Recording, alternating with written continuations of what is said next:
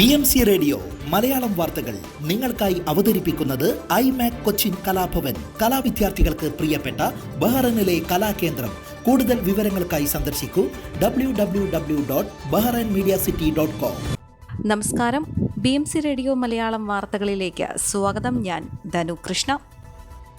Indian സമൂഹം നേരിടുന്ന പ്രശ്നങ്ങൾക്കും പരാതികൾക്കും പരിഹാരം തേടി ഇന്ത്യൻ എംബസി ഓപ്പൺ ഹൗസ് സംഘടിപ്പിച്ചു. ഇന്ത്യൻ അംബാസഡർ വിനോദ് കെ ജേക്കബും എംബസിയുടെ കൗൺസിലർ സംഘവും പാനൽ അഭിഭാഷകരും പങ്കെടുത്തു. ഇംഗ്ലീഷ്, ഹിന്ദി, തമിഴ്, മലയാളം ഭാഷകളിൽ നടത്തിയ ഓപ്പൺ ഹൗസിൽ 70-ലധികം ഇന്ത്യൻ പൗരന്മാർ പങ്കെടുത്തു. ഇന്ത്യയുടെ 78ാം സ്വാതന്ത്ര്യ ദിനാഘോഷത്തിന്റെ ഭാഗമായി എംബസി സംഘടിപ്പിച്ച ചടങ്ങിൽ ഇന്ത്യൻ കമ്മ്യൂണിറ്റി അംഗങ്ങളുടെ വൻതോതിലുള്ള പങ്കാളിത്തത്തിൽ അംബാസഡർ സന്തോഷം പ്രകടിപ്പിച്ചു. Clearance for after life remains പോർട്ടലിനെ കുറിച്ച് ഓപ്പൺ ഹൗസിൽ വിശദീകരിച്ചു. മൃതശരീരങ്ങൾ ഇന്ത്യയിലേക്ക് കൊണ്ടുപോകുന്നതിനുള്ള പൊതുജനാരോഗ്യ ക്ലിയറൻസ് പ്രക്രിയ കാര്യക്ഷമമാക്കുക എന്നതാണ് പോർട്ടലിന്റെ ലക്ഷ്യം. സൽമാനിയ ആശുപത്രിയിൽ ദീർഘനാളായി ക്ഷയരോഗം ബാധിച്ച് ചികിത്സയിലായിരുന്നയാളെ എംബസി ഇടപെട്ട് ലേബർ മാർക്കറ്റ് റെഗുലേറ്ററി അതോറിറ്റിയുടെ പിന്തുണയോടെ ഓഗസ്റ്റ് 23 നാട്ടിലേക്ക് തിരിച്ചയച്ചു. കഴിഞ്ഞ ഓപ്പൺ ഹൗസിൽ പങ്കെടുത്ത 21 തൊഴിലാളികളിൽ 19 തൊഴിലാളികൾക്ക് ശമ്പള കുടിശ്ശിക ലഭ്യമാക്കി തിരിച്ചയച്ചു. ശേഷിക്കുന്ന 2 തൊഴിലാളികൾ ഉടൻ തിരികെ പോകും. പ്രശ്നപരിഹാരത്തിന് സമയോചിതമായി സഹായിച്ച തൊഴിൽ മന്ത്രാലയത്തിലെ ഉദ്യോഗസ്ഥരോട് അംബാസഡർ നന്ദി രേഖപ്പെടുത്തി. വീട്ടുജോലിക്കാർ ഉൾപ്പെടെ ദുരിതബാധിതരായ ഇന്ത്യൻ പൗരന്മാർക്ക് താമസ സൗകര്യവും എമർജൻസി സർട്ടിഫിക്കറ്റുകളും ടിക്കറ്റുകളും ICWF-ലൂടെ എംബസി നൽകിയിട്ടുണ്ട്. ഓപ്പൺ ഹൗസിൽ പങ്കെടുത്തവർ ഉന്നയിച്ച പരാതികളും പ്രശ്നങ്ങളും ഭൂരിഭാഗവും പരിഹരിക്കപ്പെട്ടു. മറ്റുള്ളവ എത്രയും വേഗം ഏറ്റെടുക്കും. പ്രവാസത്തിന്റെ അഭയം എന്ന ശീർഷകത്തിൽ ബഹ്റൈൻ സാമൂഹിക രംഗത്ത് 4.5 പതിറ്റാണ്ട് പൂർത്തിയാക്കിയ ICF-ന്റെ 45ാം വാർഷിക ഉദ്ഘാടന സമ്മേളന പ്രചാരണങ്ങൾക്ക് തുടക്കമായി. 1 വർഷം നീണ്ടു നിൽക്കുന്ന വാർഷികാഘോഷ പരിപാടികളുടെ ഉദ്ഘാടനവും ഇന്റർനാഷണൽ മീലാദ് കോൺഫറൻസും സെപ്റ്റംബർ 22 വൈകിട്ട് ഇസ ടൗൺ ഇന്ത്യൻ സ്കൂൾ ഓഡിറ്റോറിയത്തിൽ നടക്കും. ICF ബഹ്റൈൻ നാഷണൽ കമ്മിറ്റിക്ക് കീഴിലായി 8 സെൻട്രൽ കമ്മിറ്റികളും 42 യൂണിറ്റ് ഘടകങ്ങളും പ്രവർത്തന രംഗത്ത് സജീവമാണ്.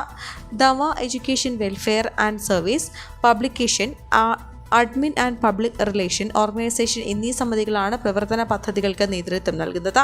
മുഹറഖ് സുന്നി സെന്ററിൽ സ്വാഗത സംഘം ചെയർമാൻ അബ്ദുൽ ഹക്കീം സഖാഫിയുടെ അധ്യക്ഷതയിൽ ചേർന്ന സംഗമം ICF national president KC Zainuddin Saqafi ഉദ്ഘാടനം ചെയ്തു. സ്വാഗത സംഘം ജനറൽ കൺവീനർ ഷാനവാസ് മദനി, ഭാരവാഹികളായ ഷംസു പൂക്കയിൽ, അബ്ദുസമദ് കാക്കടവ്, സലാം പെരുവയൽ, മുഹമ്മദ് കോമത്ത്, KP ഷഫീഖ് എന്നിവർ സംബന്ധിച്ചു.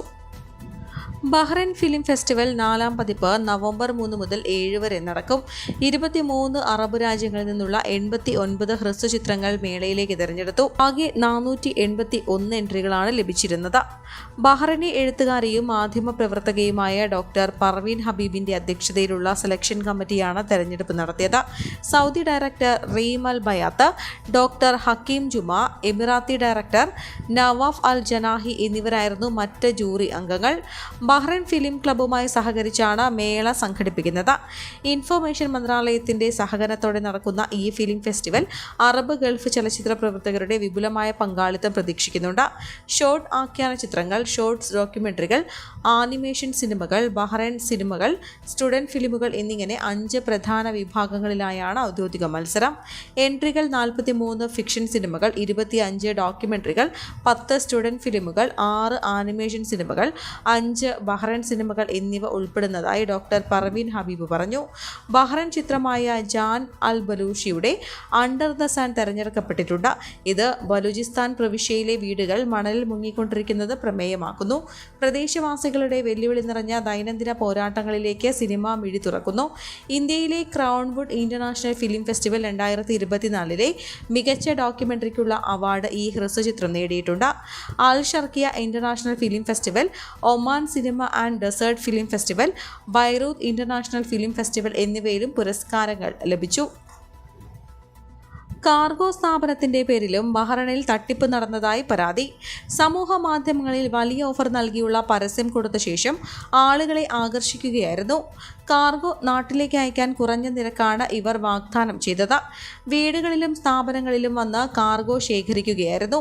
എന്നാൽ പിന്നീട് അന്വേഷിച്ചപ്പോൾ സ്ഥാപനം പൂട്ടിയതായാണ് മനസ്സിലായതെന്ന് തട്ടിപ്പിനിരയായവർ പറയുന്നു. അതേ തുടർന്ന് പോലീസിൽ പരാതി നൽകുകയായിരുന്നു. ഹൈദരാബാദ് സ്വദേശിയും പാകിസ്ഥാൻ സ്വദേശിയുമാണ് സ്ഥാപനം സേവനം നടത്തിയിരുന്നതെന്നും പരാതിയിൽ പറയുന്നു. അയച്ച സാധനങ്ങൾ നഷ്ടപ്പെട്ട നിരവധി പേർ പരാതി നൽകിയിട്ടുണ്ടെന്നാണ് വിവരം. ലേബർ മാർക്ക് റെഗുലേറ്ററി അതോറിറ്റിയുടെ 50 ഡിജിറ്റൽ സേവനങ്ങൾ നവീകരിച്ചു. കാര്യക്ഷമതയും സേവന നിലവാരവും വർദ്ധിപ്പിക്കാൻ ലക്ഷ്യമിട്ടുള്ളതാണ് നവീകരണം. തൊഴിലുടമകൾക്കും ഗാർഹിക തൊഴിലാളികൾക്കും ഇത് പ്രയോജനപ്പെടും. അപേക്ഷ നൽകി അധികം താമസിയാതെ തന്നെ സേവനങ്ങൾ ലഭിക്കുമെന്നും LMRA CEO Nibras Mohammed Talib പറഞ്ഞു.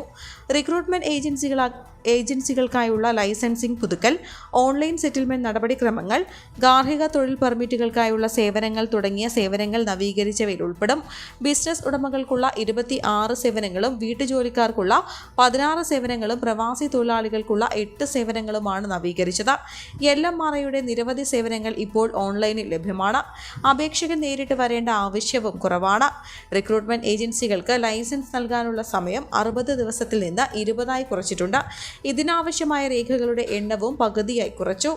വർക്ക് അമ്പാർട്ട്മെന്റ് അറിയിപ്പുകൾ 11 ദിവസത്തിനുള്ളിൽ തീർപ്പാക്കും. ഒരു സ്ഥാപനത്തിൽ വർക്ക് പെർമിറ്റിന്റെ എണ്ണം വർദ്ധിപ്പിക്കണമെങ്കിൽ ആവശ്യമായ രേഖകൾ നൽകിയാൽ 3 ദിവസത്തിനുള്ളിൽ കിട്ടും. നേരത്തെ ഇതിന് 13 ദിവസം വേണമായിരുന്നു. ഇത് തൊഴിലുടമകൾക്ക് പ്രയോജനകരമാണ്. കിരീടാവകാശിയും പ്രധാനമന്ത്രിയുമായ Prince Salman bin Hamad Al ഖലീഫയുടെ നിർദ്ദേശപ്രകാരമാണ് നവീകരണങ്ങളെന്നും LMRA CEO പറഞ്ഞു. ചുവപ്പു നാടകൾ ഒഴിവാക്കാനും ഡിജിറ്റൽ സൊല്യൂഷനുകൾ മെച്ചപ്പെടുത്തി പ്രമുഖ ബിസിനസ് ഹബായി രാജ്യത്തെ മാറ്റുന്നതിനുമുള്ള ശ്രമങ്ങളുടെ ഭാഗമാണ് മാറ്റങ്ങൾ. തൊഴിലന്തരീക്ഷവും ഉപയോക്തൃ അനുഭവവും മെച്ചപ്പെടുത്താൻ LMRA നിരന്തരമായി ശ്രമിക്കുകയാണ്. 24 സർക്കാർ ഏജൻസികളുടെ 500 സേവനങ്ങൾ മെച്ചപ്പെടുത്താൻ കിരീടാവകാശിയും പ്രധാനമന്ത്രിയുമായ Prince Salman bin Hamad Al ഖലീഫ ഉത്തരവ് നൽകിയിരുന്നു. ഇതിന്റെ ഭാഗമായാണ് 50 LMRA സേവനങ്ങൾ നവീകരിച്ചത്. മണ്ണുത്തിടപ്പള്ളി ദേശീയപാതയിലെ പാലിയേക്കര ടോൾ പ്ലാസയിൽ ടോൾ നിരക്ക് വർദ്ധിപ്പിച്ചു. പുതുക്കിയ നിരക്ക് ശനിയാഴ്ച രാത്രി 12 മുതൽ പിരിച്ചു തുടങ്ങി. രാജ്യത്തെ ജീവിത നിലവാര സൂചിക അനുസരിച്ചാണ് ടോൾ നിരക്ക് വർദ്ധിപ്പിക്കുന്നത്. ഇത് സംബന്ധിച്ച ദേശീയപാത അതോറിറ്റിയുടെ ഉത്തരവ് പുറത്തിറങ്ങി. ഭാരവാഹനങ്ങൾക്ക് ഒരു ദിവസത്തെ ഒന്നിൽ കൂടുതൽ യാത്രയ്ക്കുള്ള നിരക്കിൽ 5 രൂപ വർധനയുണ്ട്. ബസ്സിനും ലോറിക്കും ഒന്നിൽ കൂടുതലുള്ള യാത്രയ്ക്ക് 485 രൂപയാണ് പുതുക്കിയ നിരക്ക്. ഒരു ഭാഗത്തേക്കുള്ള എല്ലാ വാഹനയാത്രയ്ക്കും നിലവിലെ നിരക്ക് തുടരും. അതേസമയം മാസനിരക്കുകൾക്ക് എല്ലാ ഇന വാഹനങ്ങൾക്കും 10 മുതൽ 40 രൂപ വരെ വർധനയുണ്ട്.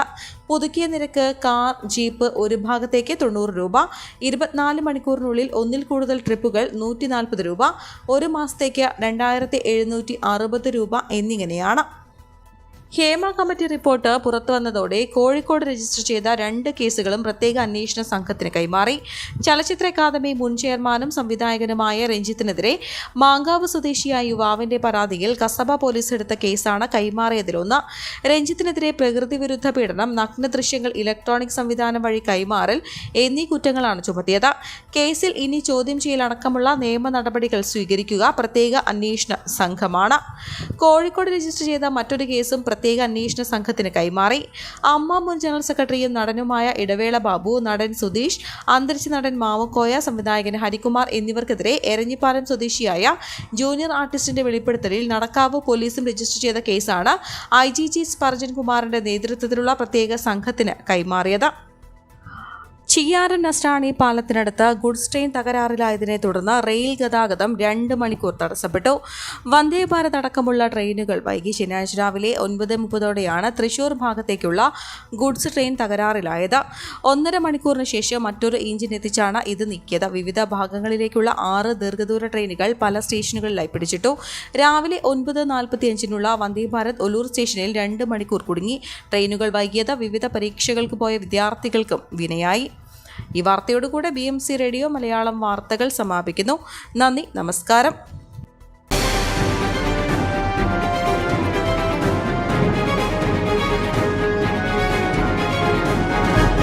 BMC റേഡിയോ മലയാളം വാർത്തകൾ നിങ്ങൾക്കായി അവതരിപ്പിക്കുന്നത് iMac കൊച്ചിൻ കലാഭവൻ. കലാവിദ്യാർത്ഥികൾക്ക് പ്രിയപ്പെട്ട ബഹ്റൈനിലെ കലാകേന്ദ്രം.